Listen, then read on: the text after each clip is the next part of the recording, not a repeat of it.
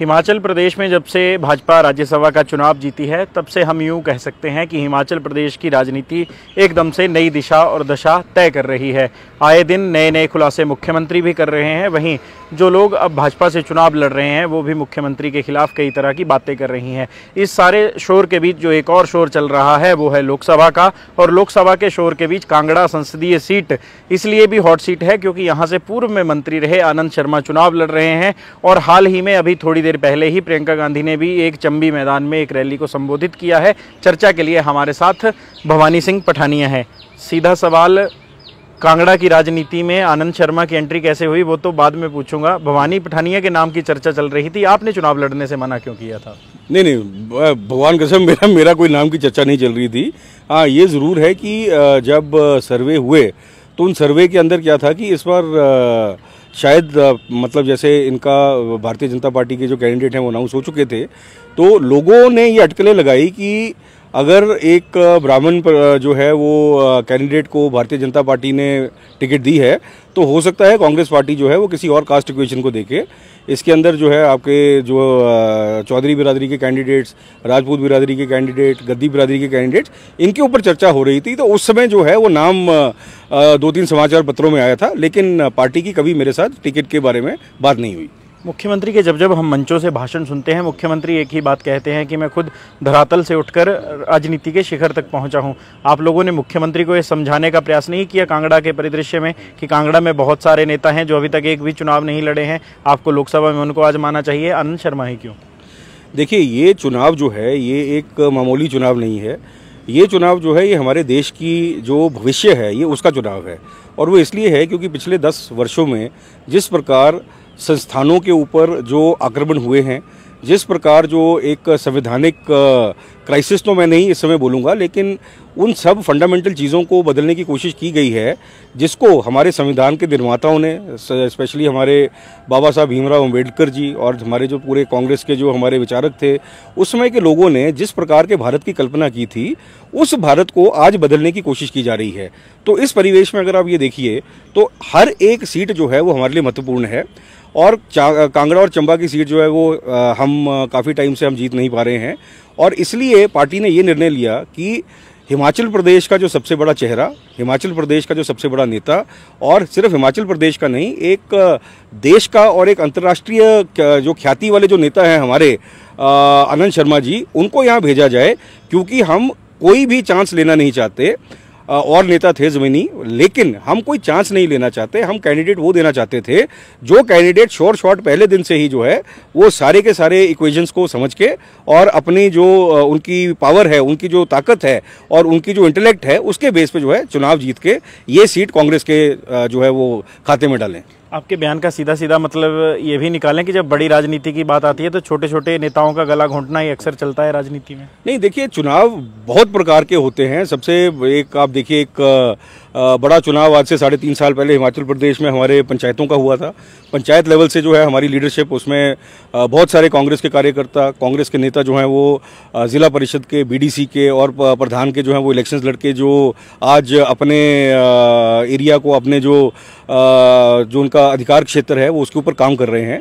उसके बाद एमएलए के इलेक्शंस हुए हैं। एमएलए के अंदर भी आपने देखा होगा इस बार जो हमारी टिकट डिस्ट्रीब्यूशन थी वो सिर्फ एक क्राइटेरिया था कि विनिंग कैंडिडेट होना चाहिए, और विनिंग कैंडिडेट क्राइटेरिया के बेस पे आप देखिए कि हमने सरकार जो है बनाई। इस बार भी जो क्राइटेरिया था वो क्राइटेरिया यही था कि विनिंग कैंडिडेट होना चाहिए। और भी बहुत कैंडिडेट्स हैं, लेकिन मैं ये बोल रहा हूँ कि सब कैंडिडेट ठीक है, लेकिन उन सब में जो सर्वश्रेष्ठ कैंडिडेट वो आनंद शर्मा जी दिखे। और आज ज़मीनी हकीकत भी यही है कि आनंद शर्मा जी की एक्सेप्टेबिलिटी, ये किसी जात के जो है वो कैंडिडेट नहीं है, ये किसी जो है क्षेत्र के कैंडिडेट नहीं है, ये पूरे हिमाचल के नेता हैं। और ये पूरे जो है, और ये कांगड़ा के भी कैंडिडेट नहीं है। नहीं, ये पूरे हिमाचल के नेता हैं, ये हिमाचल के एक बहुत बड़े नेता हैं। और जब आप बोल रहे हैं कि कांगड़ा के कैंडिडेट, मैं आपसे 2-3 सवाल पूछूंगा या 2-3 उदाहरण दूंगा। गुजरात से आकर उत्तर प्रदेश में प्रधानमंत्री जी इलेक्शन लड़ते हैं, चलो प्रधानमंत्री हैं वो लड़ सकते हैं, लेकिन स्मृति ईरानी मुंबई की होकर, वैसे दिल्ली की हैं, मुंबई में रहती हैं और वहाँ से आके जो है वो अमेठी से इलेक्शन लड़ती हैं। और छोड़िए, हेमा मालिनी तमिलनाडु की होके जो है वो मथुरा से इलेक्शन लड़ती हैं। तो 30 करोड़ की आबादी वाले उत्तर प्रदेश में क्या उत्तर प्रदेश का कोई ऐसा नेता इनको नहीं मिलता कि ये इलेक्शन लड़ पाए? ये तो जी भी अमेठी छोड़ के रायबरेली चले जाते हैं। नहीं, अमेठी रायबरेली तो मतलब एक ही उसका है, मतलब आप देखिए ना, अमेठी और रायबरेली तो ये इनका गांधी खानदान के साथ एक ऐसा एक संबंध है। और आपको एक और चीज़ बताऊं कि एक मार्केटिंग की स्ट्रेटजी होती है वो, जिसका एक सीधा सीधा स्पष्ट वो होता है कि काम वो करो जो आपका कॉम्पिटिटर उसके बारे में सोचे भी ना। अब इन्होंने पूरी फील्डिंग लगाई हुई थी अमेठी के लिए। आज अगर आप देखिए अमेठी के अंदर जो हमारे शर्मा जी हैं, आज अगर आप ग्राउंड रिपोर्ट्स को देखते हैं तो शर्मा जी ने इतनी कड़ी टक्कर दी है कि कोई बड़ी बात नहीं होगी कि जब चुनाव का रिजल्ट आएगा 4 तारीख को, तो हो सकता है जो अमेठी की सीट भी और रायबरेली की सीट भी, ये दोनों की दोनों कांग्रेस की झोली में है। आपने ग्राउंड रिपोर्ट का जिक्र किया। ग्राउंड रिपोर्ट की चर्चा तब भी हो रही थी जब 27 तारीख को राज्यसभा का चुनाव था। हालांकि आपने तो क्रॉस वोटिंग की नहीं क्योंकि आप उसका हिस्सा भी नहीं थे। उसके बाद जो घटनाक्रम घटा उसमें एक चर्चा हुई। चर्चा ये हुई कि जो जाने वाले विधायक थे वो चले गए। भवानी पठानिया को जब तक चेयरमैन ही नहीं मिली तब तक वो चुप रहे। और ये बात भी किसी से छपी नहीं है कि जब सरकार के ऊपर संकट था सबसे पहले चेयरमैनी आपको ही मिली थी। जनता में इसके एक और बात उठी कि भवानी सिंह पठानिया को चेयरमैनी इसलिए दी गई है ताकि भवानी पठानिया भी भाग ना जाएं। चेयरमैनी के बाद ही जब आपकी पहली जनसभा थी, आपने एक भाषण में बात कही थी, हमारे मुर्गों को भी समझ आ गया होगा कि इनके बांग देने से सवेर नहीं होती है, सवेर वैसे भी होती है। इस पूरे घटनाक्रम में भवानी पठानिया को जो जोड़ा जा रहा था, क्या कारण था?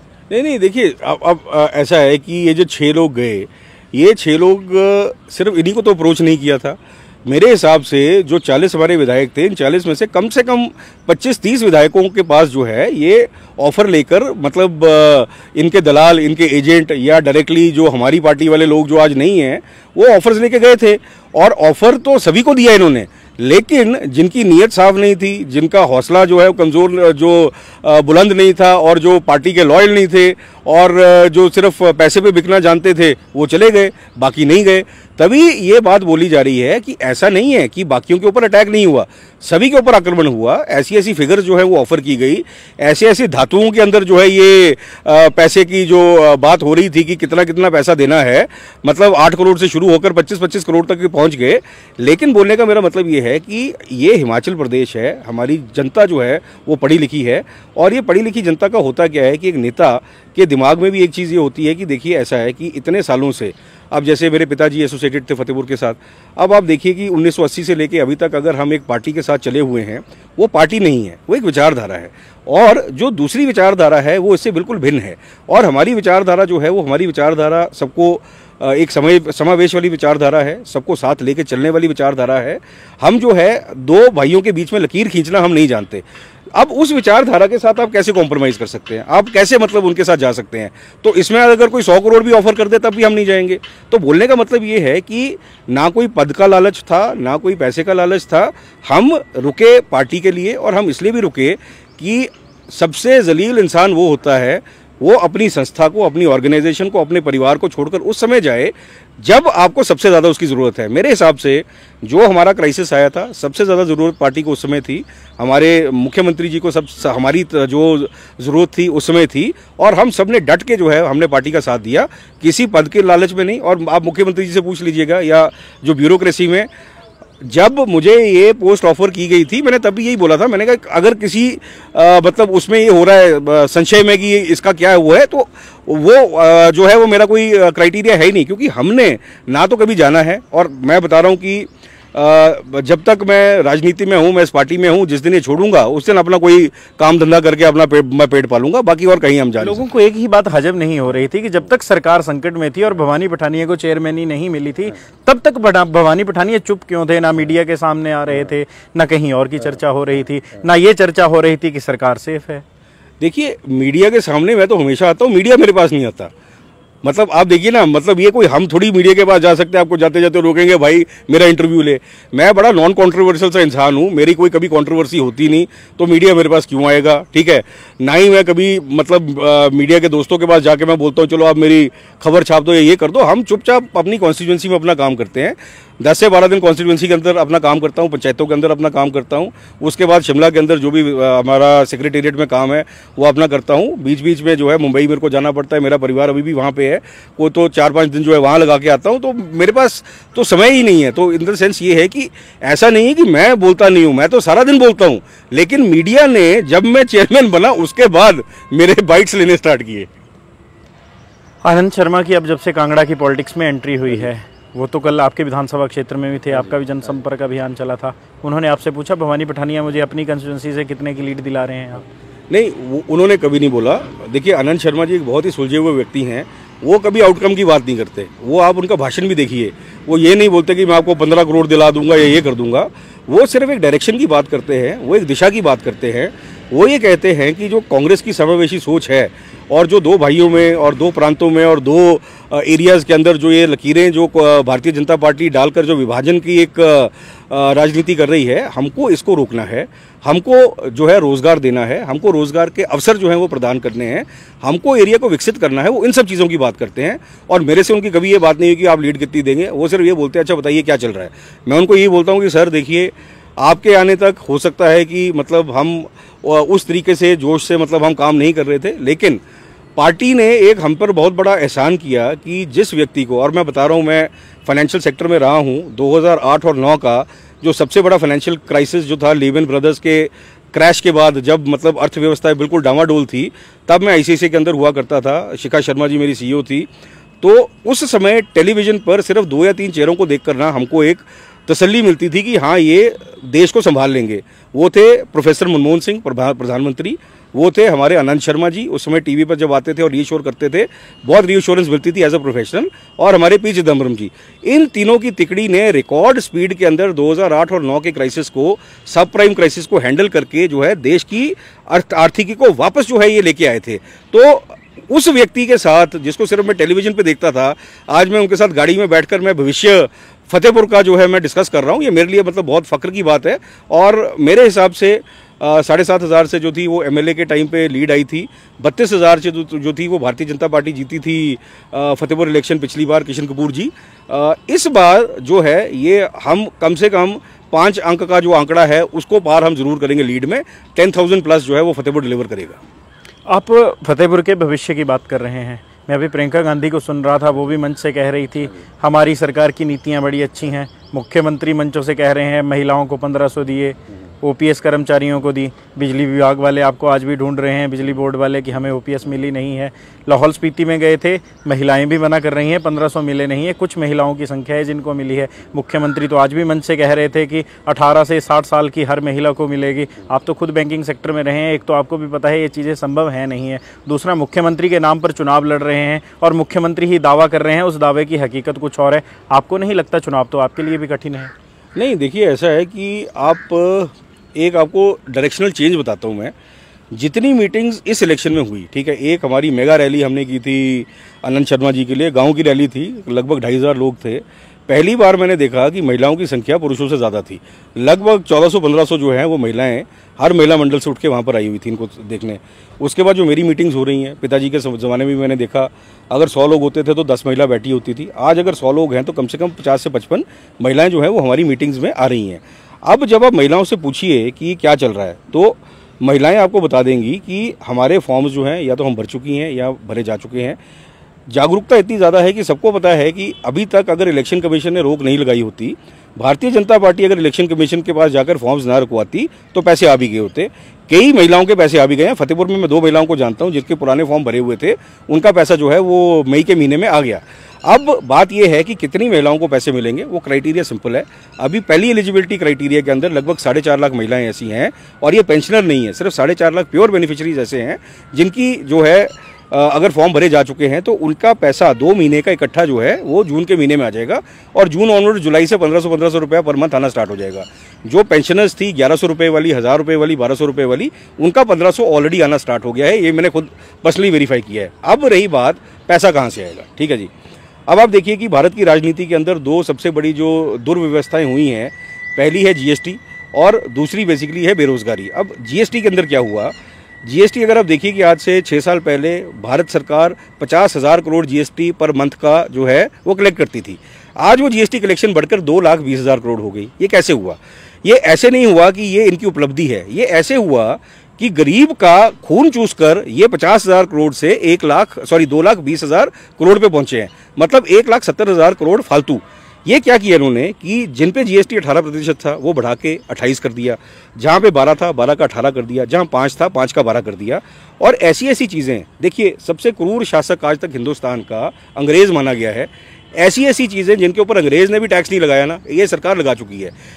प्रधानमंत्री बात करते हैं महिलाओं के मंगलसूत्र की, लेकिन शिल्पा बिंदी जो है उनके सुहाग का प्रतीक, उसके ऊपर जीएसटी है। आज आपका जो कॉपी पेंसिल जो आपके बच्चे इस्तेमाल करते हैं उसके ऊपर जीएसटी है। आपका जो रबड़ की चप्पल, सनी हवाई चप्पल जो गरीब जनता पहनती है उसके ऊपर जीएसटी है। ये सारी वो वस्तुएं हैं, किसी सरकार ने आज तक जीएसटी नहीं लगाया। इन्होंने जीएसटी लगा लगा के 1,70,000 करोड़ फालतू हमारे खून पसीने का ये चूस रहे हैं। अब ये क्यों करना पड़ा, ये समझना जरूरी है। ये करना इसलिए पड़ा कि 2017-18 तक 40% हिंदुस्तान का टैक्स कलेक्शन होता था कॉर्पोरेट वर्ल्ड से। अडानी, अंबानी, टाटा, बिरला, जितने भी आपके बड़े हाउसेज हैं, ये टैक्स देते थे 33% के हिसाब से। 100 रुपये मेरी कमाई है, 33 रुपये भारत सरकार को जमा कराते थे, 67 रुपये अपनी जेब में रखते थे। मोदी जी ने 2018-19 में एक ऐसी गेम खेली, उन्होंने बोला कि बेटा अडानी, बेटा अंबानी, तुम तो इतने गरीब हो, आप इतना टैक्स कैसे दोगे। इनका टैक्स 33% से घटा के कर दिया 22%। आज ये 100 रुपया कमाते हैं तो 22 रुपये सरकार को जमा कराते हैं और बाकी 78 रुपये अपनी जेब में रखते हैं। और 11 रुपये का जो लॉस है, 11 रुपये का जो लॉस प्रति एनम जो आपका जो हो रहा है सरकार का, ये गरीब जनता का खून पसीना चूसकर जीएसटी के रूप पर, आपको पता है पैकेट वाले दूध और पैकेट वाले दही के ऊपर भी आप जीएसटी देते हैं। मतलब हर चीज़ में जब आप टैक्स लगा दोगे तो अब बताइए ना, महंगाई ठीक कहाँ से होगी। कांग्रेस पार्टी ने फ्लैट अनाउंस किया है कि 12% जो है जीएसटी की दर करेंगे। अमीर के इस्तेमाल की वस्तु पे जीएसटी लगेगी, गरीब के इस्तेमाल की वस्तु पे जीएसटी नहीं लगेगी। जब आप टैक्सेशन बदल दोगे तो मोदी जी कहते हैं तो बताइए फिर पैसा कहाँ से आएगा। हम बोल रहे हैं पैसा वही देंगे जो पहले दे रहे थे। जो आपके गरीब भाई बंधु अडानी, अंबानी, टाटा, बिरला और ये सब बड़े हाउसेज हैं, यही वापस जो है अपना टैक्स दर को रिवाइज करेंगे। पैसा हम वहाँ से लेंगे और गरीब जनता से हम पैसा नहीं लेंगे। दूसरा आपका बेरोजगारी। आप बताइए रेलवे की भर्ती लास्ट टाइम कब हुई, पीएसयू बैंक्स की भर्ती लास्ट टाइम कब हुई, आपके BSNL, VSNL, MTNL, bell, cell, इनकी भर्तियां ही आपने बंद कर दी हैं। तो सेंट्रल गवर्नमेंट के अंदर जब आप भर्तियां ही बंद कर देंगे इस इंटेंशन से कि जब डिपार्टमेंट खत्म हो जाए तो उसको मैं अडानी अंबानी को बेच दूं, तो बेरोजगारी तो बढ़नी है। तो हमारे आपकी सरकार ने भी तो भर्तियां भरने वाला आयोग ही बंद कर रखा है। नहीं, वो आयोग इसलिए बंद किया है बिकॉज उस आयोग में जितना भ्रष्टाचार हुआ वो आप भी जानते हैं। आप देखिए पूरे 5 साल के अंदर हर पेपर का जो है वो क्वेश्चन पेपर लीक हुआ और जितने लोग आज भी कुछ लोग जो है जेल के अंदर हैं, एक पेपर के अंदर लगभग 100 करोड़ का जो है वो पुलिस भर्ती जो आपकी हुई थी। आप देखिए जितने लोगों ने 5 लाख और 7 लाख के अंदर क्वेश्चन पेपर खरीदा, उस हिसाब से कम 120 करोड़ रुपया जो है वो इसकी ट्रांजैक्शन जो है इसकी हुई है, वो पैसा। तो वो जो आप देखिए ना कि कई बार क्या होता है कि हम होम्योपैथी की दवाई खाते हैं रोग को जड़ से ठीक करने का, लेकिन कई बार कैंसर इतना बढ़ चुका होता है कि वो ठीक होने लायक होता नहीं, वो अंग को एम्प्यूटेट करना पड़ता है। तो ये जो अपना सबऑर्डिनेट सिलेक्शन बोर्ड का जो बंद किया, ये बेसिकली एम्प्यूटेशन थी, इसके अलावा और कोई जुगाड़ था नहीं उसका। मतलब सरकार के तौर पर आपको नहीं लगता युवाओं से खिलवाड़ हो रहा है, दोबारा खोलना चाहिए था? युवा भी तो सड़कों पर है। अब उसका ऑल्टरनेट वैकल्पिक प्रबंध जो है वो कर दिया गया है। और आप देखिए आज हम JOIT जो हम बोलते हैं कि सुप्रीम कोर्ट ने ओके कर दिया है, सुप्रीम कोर्ट ने क्या ओके किया है? सुप्रीम कोर्ट ने ये ओके नहीं किया कि आप रिजल्ट पब्लिश कीजिए।